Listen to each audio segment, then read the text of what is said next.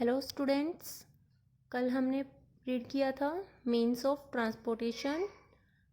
इसके बारे में हम मेन ट्रांसपोर्टेशन क्या होता है, कितने टाइप्स का है, लैंड ट्रांसपोर्ट कितने टाइप्स के हैं, उसमें हमने पढ़ा था road transport and Railways. Road transport के बारे में हम ऑलरेडी रीड कर चुके हैं।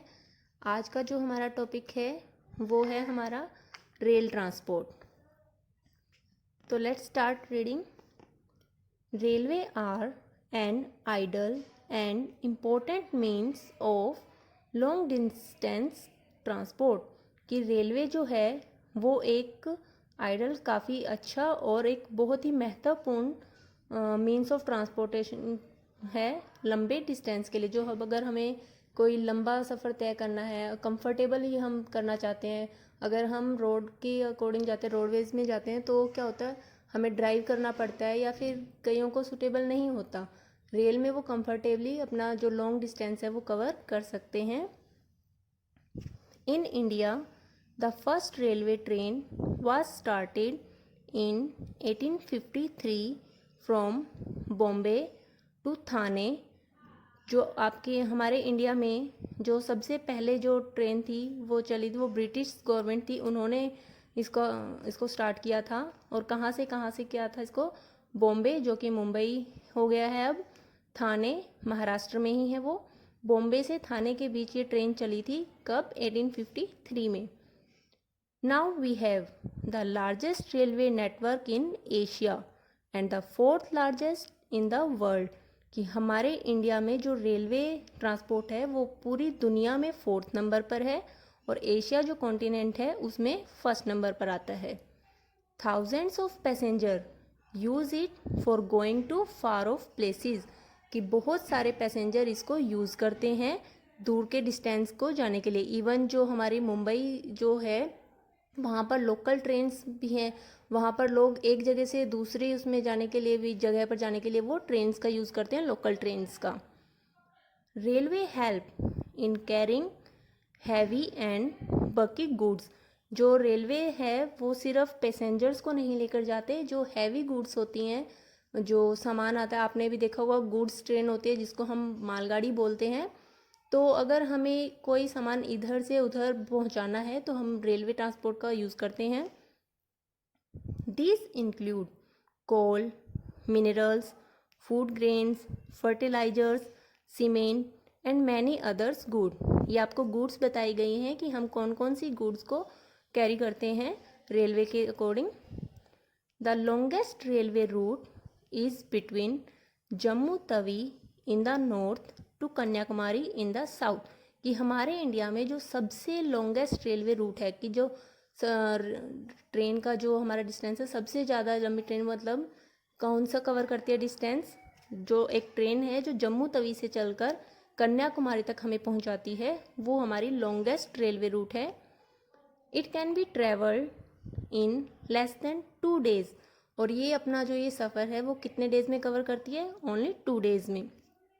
सम ट्रेन्स लाइक राजधानी एंड शताब्दी express run at a very fast speed. कि हमारे इंडिया में कुछ सुपर फास्ट ट्रेन्स हैं, मेनली हम 2 को काउंट करते हैं, जो कि हमारे नाम गिवन है, राजधानी एंड शताब्दी एक्सप्रेस।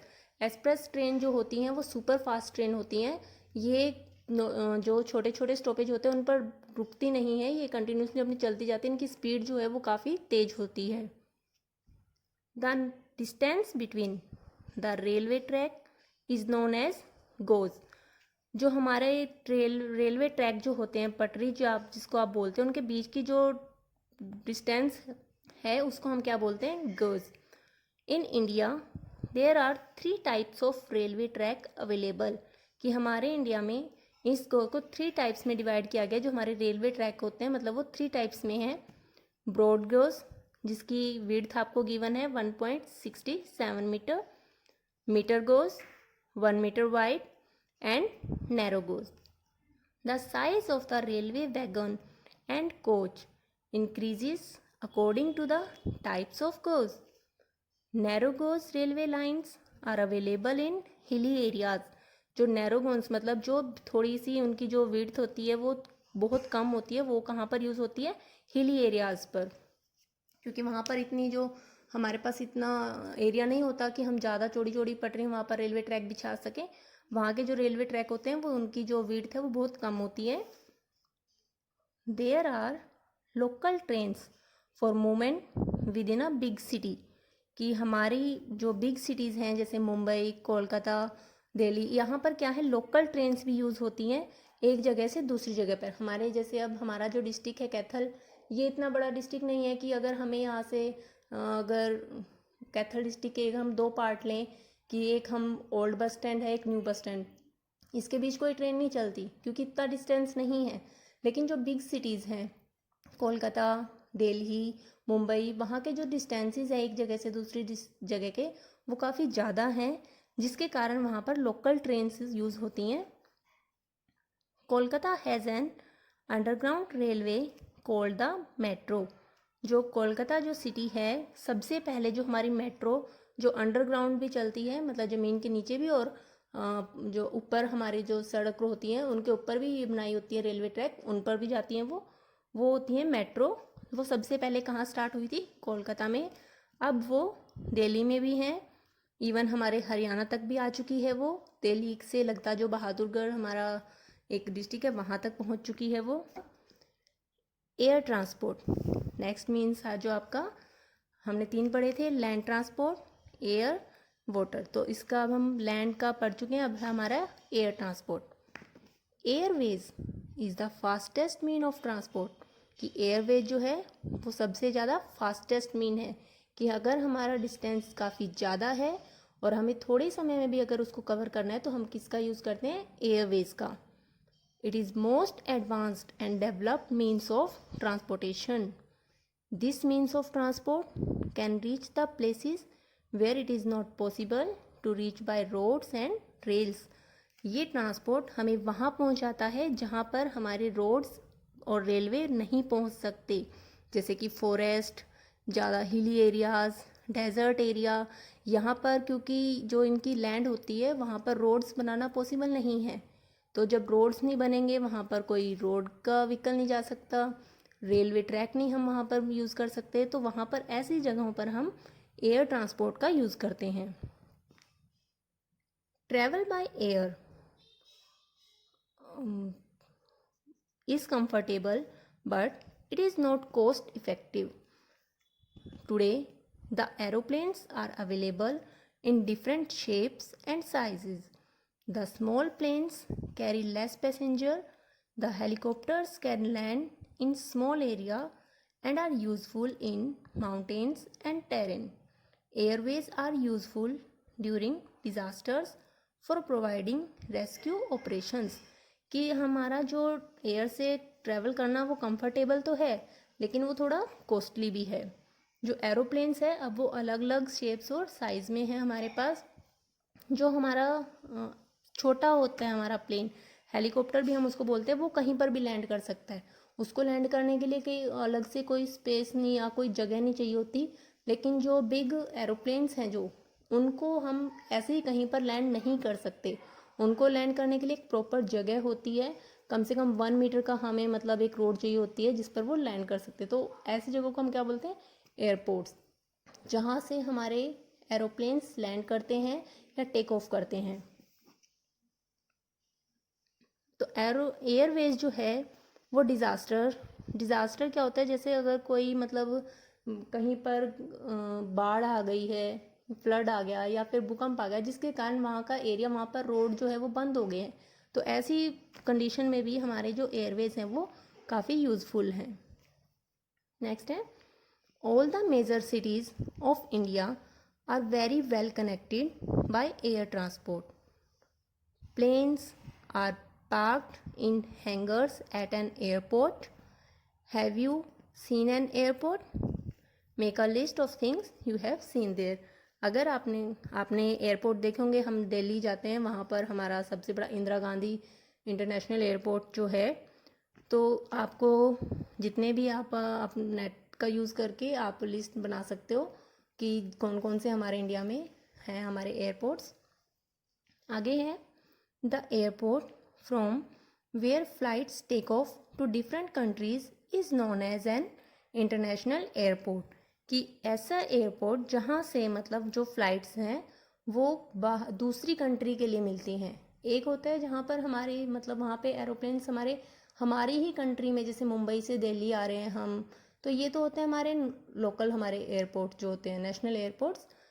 कुछ एयरपोर्ट्स होते हैं जहाँ से हमारी फ़्लाइट जो है वो बाहर दूसरी कंट्री के लिए मिलती हैं। जैसे अब हमारे दिल्ली में है, वहाँ पर हमारे इंटरनेशनल एयरपोर्ट है, तो कुछ एयरपोर्ट्स इंटरनेशनल एयरपोर्ट्स के आपको यहाँ पर नाम गिवन है। Chhatrapati Shivaji airport at Mumbai, Indira Gandhi international airport at Delhi, Subhash Chandra Bose international airport at Kolkata, Meenambakkam at Chennai. तो जिसके पीछे ये इंटरनेशनल एयरपोर्ट है, इट मीन्स यहाँ से हमें दूसरी कंट्री की फ़्लाइट मिलती हैं। लास्ट मीन ऑफ ट्रांसपोर्ट आपका water transport. The progress of the country largely depend on a good water transport network.